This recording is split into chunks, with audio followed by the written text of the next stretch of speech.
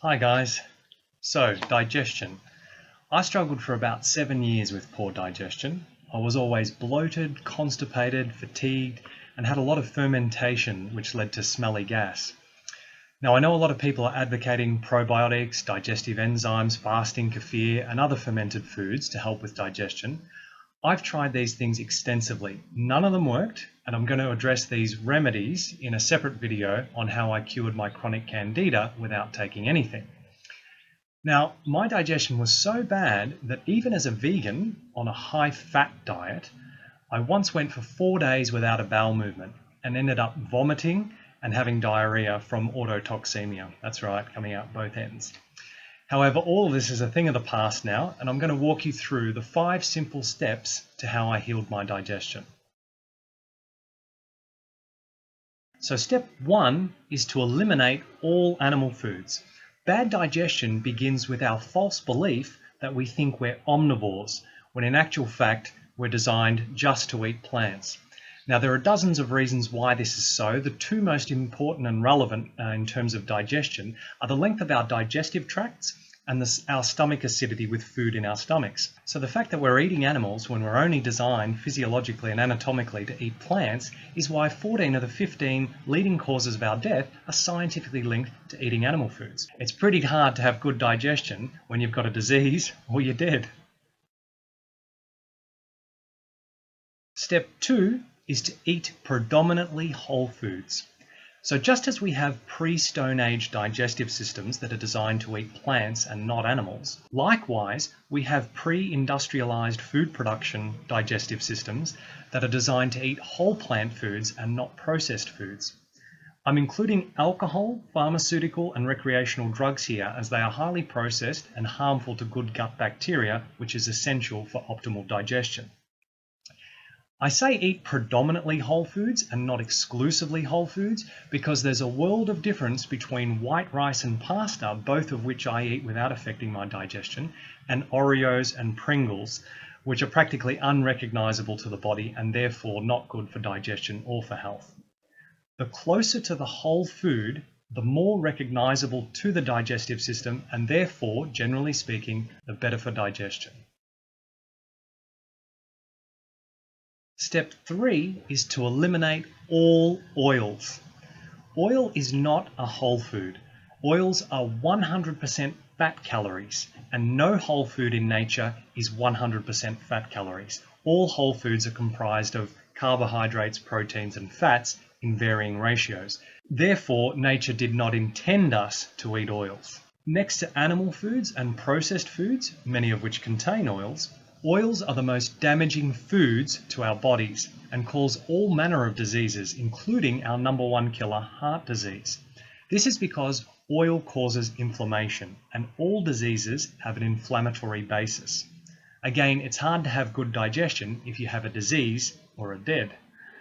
Also, high levels of fat in our bloodstream from our food, and remember all oils are 100% fat calories, wreaks havoc on the body's metabolism of glucose, which greatly impedes digestion. The mechanics of how I will address in a separate video on candida. Step 4 is to reduce overt fats. So once you've eliminated oils, the only high-fat plant whole foods remaining are nuts, seeds, avocados, coconuts, and durian fruit. And unless you live in the tropics, you're unlikely to have regular access to coconuts and durian.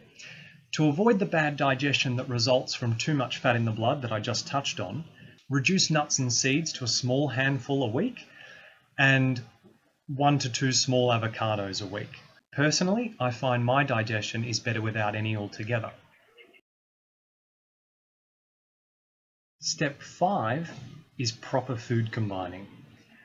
We eat for energy. However, digestion is the most energy-intensive activity the body undertakes.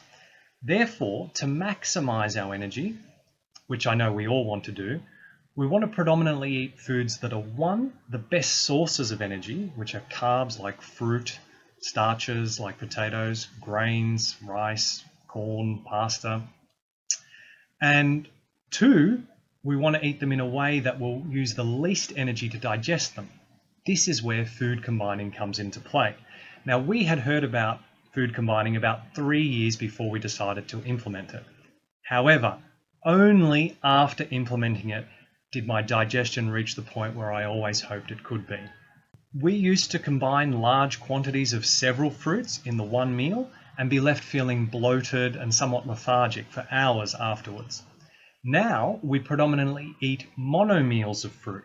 That is, we make a meal out of large quantities of one fruit only, and we no longer experience the bloating or lethargy. For dinner, we used to combine several different carbs and sometimes proteins in the one meal, which again left us feeling bloated and lethargic for hours afterwards. Now we predominantly make a meal out of one carb, accompanied with some vegetables, leafy greens, and a simple sauce or dipping sauce, and no more bloating or lethargy. Because most cooked food is acidic, we've found eating leafy greens, which are highly alkalizing, with our cooked food helps our digestion. Simple rule of thumb, the more simple your meals and the fewer ingredients you use, the better your digestion is likely to be. Other factors which have helped our digestion include reducing our sodium intake to less than 1,000 milligrams per day and eliminating garlic. We also recommend just to be wary of how many times you're eating out a week, because whenever we eat out, we're always going to be in less control of our food preparation than if we were preparing it ourselves at home, particularly when it comes to cooking with oil and also food combining.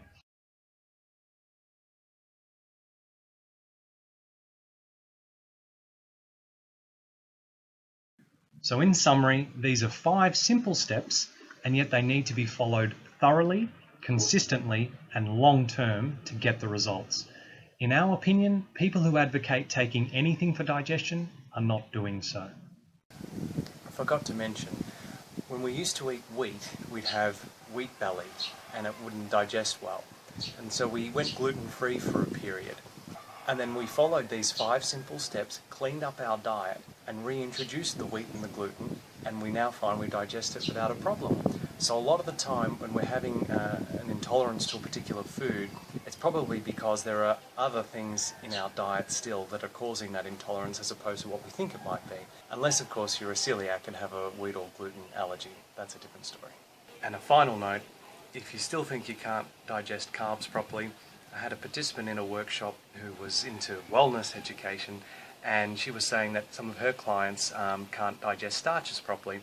And I said, well, that's probably because they're still eating meat, dairy, eggs, processed foods and oils, and so they can't really tell whether something in particular is affecting their digestion when they've got all of those things in there. So you've got to clean it up, strip it back, reintroduce it, and then you'll be able to tell. And it's impossible for the human body not to digest carbohydrates properly, because that's what we were designed to eat, because that's what our bodies run on. So I'm sitting down to a mono meal of carbs for dinner, potatoes, salad and dipping sauce, as I explained.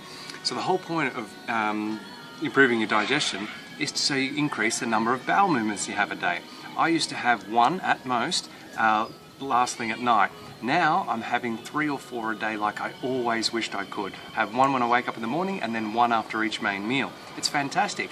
The health benefits are amazing. It's great for weight loss. It's great for energy levels.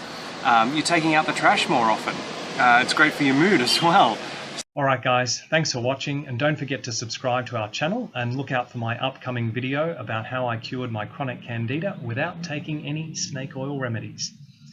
Please give this video a thumbs up if you enjoyed it, and if you think of anyone that you think might benefit from the information, please share it around. Thanks for watching, see you next video.